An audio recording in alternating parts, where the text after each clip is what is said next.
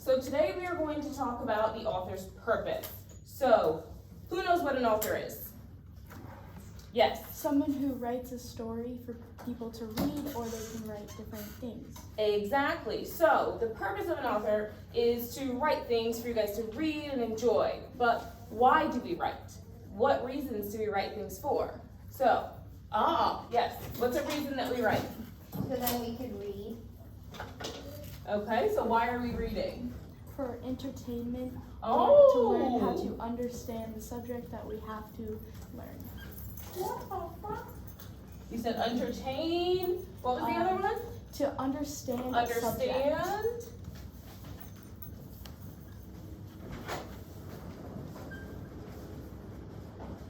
All right, anybody else? Any other reason? No? Yes. To learn. Exactly, to learn. To understand. Yep. To teach, maybe? Yeah. To understand. Yes. So you can get a job. Yeah. You can read so you can get a job. Yeah.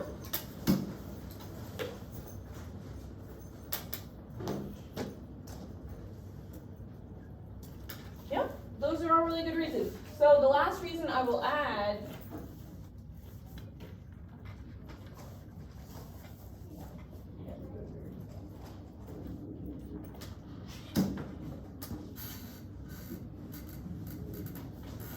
is to change your mind. So we do Scholastic News sometimes, right?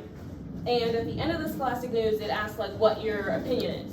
So it says, yes, you want to litter and pollute the world, or no, you don't want to litter and pollute the world, right? So that's something that is considered persuading.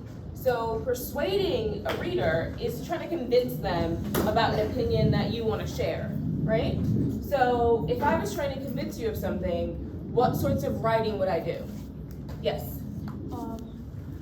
You could write down that the choices and the alternatives and the reasons that you want to convince someone to change it. Exactly. So you could write something for the court system, so that would be like a docket. You could write a news article, or you could even write a book. So some books try to teach you and show you to change your opinion about certain things. So authors have all sorts of purposes to write books and newspapers and poetry. And also, another great example is a cookbook. What is a cookbook trying to get you to do? Cook stuff better. Yes. To learn new recipes to cook. So that's trying to inform you. So it's going to inform you about new recipes you can cook. It's going to inform you about the amount of ingredients and things like that that need to go into a cookbook. So you can inform and you can persuade to write things. But what about entertaining? So some of the ways that you can be entertained is by reading comic books, right? Or manga, right? I think that's how you say it. Yes. Or graphic novels. Or a graphic novel. So there's all sorts of different ways to be entertained, and not just movies and TV shows. So you can be entertained, yes. You could be entertained by TV, but we're talking about an author. So an author actually writes the shows that go on TV. And the purpose for them, Charlie and the Chocolate Factory, yes. So he wrote the book, which turned into a movie, because he wanted to entertain you, yeah. So he's trying to make you laugh and have a good time and enjoy what you're reading so that you'll go back and read more. Okay, so the last one is to describe. So if an author is teaching you how to describe something, or sharing something, they are trying to get you to know and understand and feel what they're saying. So they'll describe something in your book, like Charlie and the Chocolate Factory, and he says, the air smelled sweet and the aroma drove me crazy. I hated living next to a chocolate factory. That's the author describing those feelings and those senses to try to really put you in that mode. Yes? I wouldn't think it's funny about chocolate and chocolate factory. I say interesting. It is interesting, yeah. That's another way of saying that something is entertaining or it like grabs your attention. right? It's not funny though because it talks about how the family is starving and struggling, so Yeah, very true. not very funny.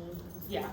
So a great way to remember this is, and you guys had commented earlier, how you love all the pies. I wish I could eat pie. I love pumpkin pie.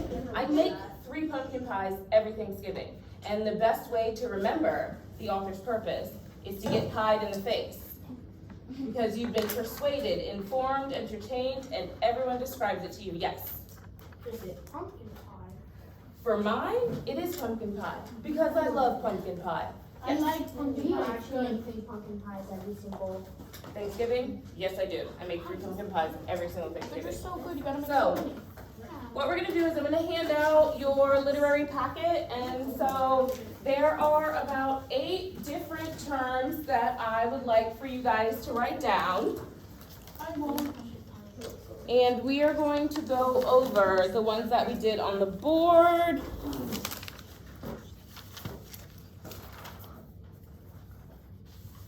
And it should only take a couple of seconds to go ahead and get through what we need to get through.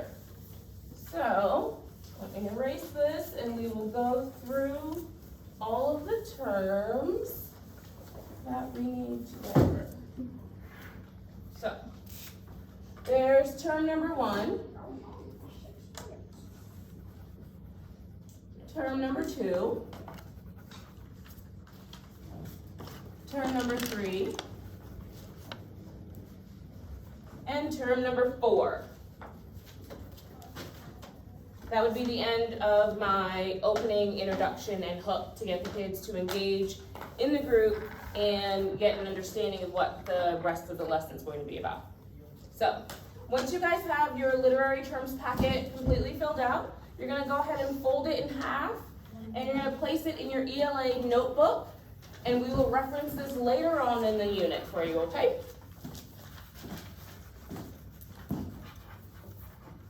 So, do you guys have any more questions about all of the pie you'll be eating when we read our different stories? No? Perfect. Yes? You like pie? I love pie. So, there are several different stories, so I'm going to read a little bit of a story, and then you guys are going to let me know whether it is to persuade, describe, inform, or entertain. So, deserts may have somewhat bare, but they are actually rich habitats with a great number of plants and animals that have adapted to the harsh conditions there.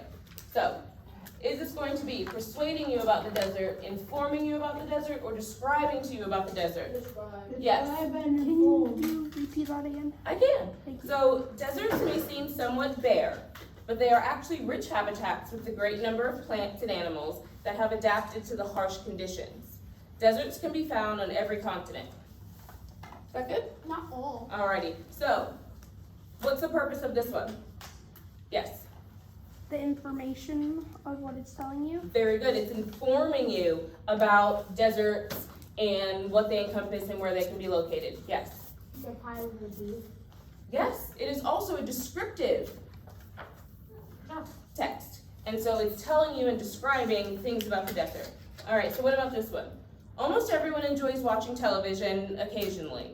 Whether you're young or old, there are a number of appealing shows that you can watch. So the problem with watching television is that many people watch it too often.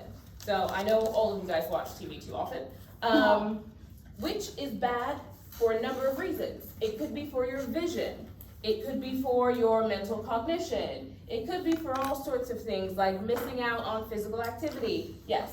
That's actually not true for your vision. Yeah. Perfect. These are just examples, guys.